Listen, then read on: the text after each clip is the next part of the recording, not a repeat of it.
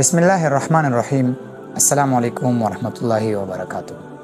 نننۍ ویډیو د فتح مکې په اړه باندې ده چې څه ډول او د څه له امله فتح مکه واقع شوه. کله چې صلح حدیبیه وشوه په هغه کې یو ماده دا هم ویل شوې وه چې د عربو د قبیلو خپله خوښه که د رسول الله صلی الله علیه وسلم سره یوځای کیږي او که د قریشو سره، او همداراز د یو بل په دوستانو باندې به هیڅکله حمله او تیری نه کوو. نو په دې اساس باندې د بنو بکر قبیله د قریشو سره یوځای شوه او د بني خزاعه قبیله د رسول الله صلی الله علیه وسلم سره یوځای شوه. د بني بکر قبیلې په بني خزاعه قبیله باندې حمله وکړله او نږدې 100 کسان یې ورڅخه ووژل، او همداراز قریشو هم د بني بکر د قبیلې سره په دې حمله کې مرسته وکړه. نو ځکه د بني خزاعه قبیله د رسول الله صلی الله علیه وسلم ته راغله او ورته شکایت وکړ چې آیا مونږ داسې تړون نه و کړی چې د یو بل په دوستانو باندې به حمله نه کوو. نو رسول الله صلی الله علیه وسلم 10,000 کسیز لښکر تیار کړو په مکه باندې د حملې کولو لپاره. د هجرت په 8م کال د رمضان په میاشت کې د مکې معظمې په طرف باندې روان شول.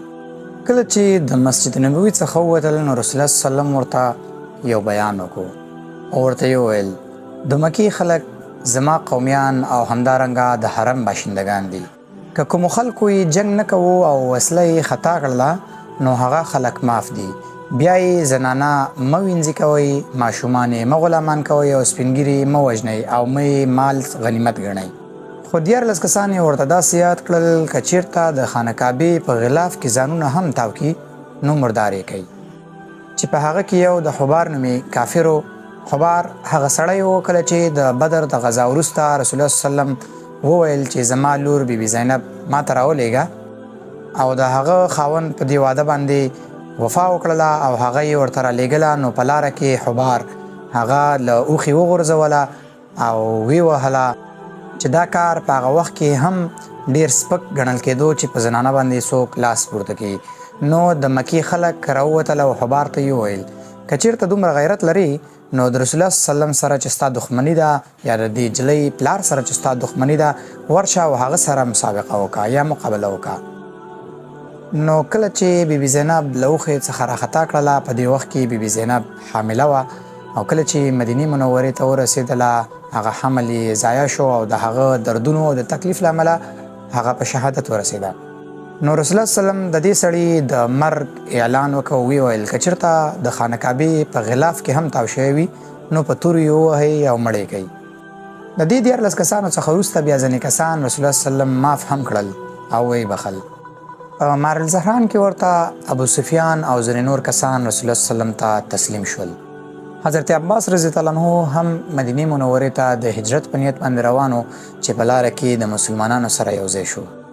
رسول الله صلی الله علیه وسلم چې مکې معظمې ته داخل شو نو یو اعلان یې وکړو څوک چې د خپل کورونو دروازې په ځان پسې بندې کړي هغه په امن کې دی. څوک چې د ابو سفیان کور ته داخل شول هغه په امن کې دی، او همداراز څوک چې په مسجد کې وي هغه په امن کې دی. رسول الله صلی الله علیه وسلم مکې معظمې ته په داسې حال کې داخل شو چې توره پګړۍ په سر و او په خپلې سورلۍ باندې ناست و. کله چې مکې معظمې ته داخل شو نو لومړی د بیت الله نه طواف وکړو او وروسته یې د بیت الله نه ګیر چاپېر ټول لوی بوتان وغورځول چې شمېر یې 380 دانو ته رسېدو. وروسته خانه کعبې ته داخل شو او 2 رکعته لمونځ یې ادا کړو. د خانه کعبې دروازې ته چې راووتو نو قریش هم ورته باندې منتظر وو. رسول الله صلی الله علیه وسلم ورته وویل څه فکر کوئ چې زه به له تاسو سره څه عمل وکړم.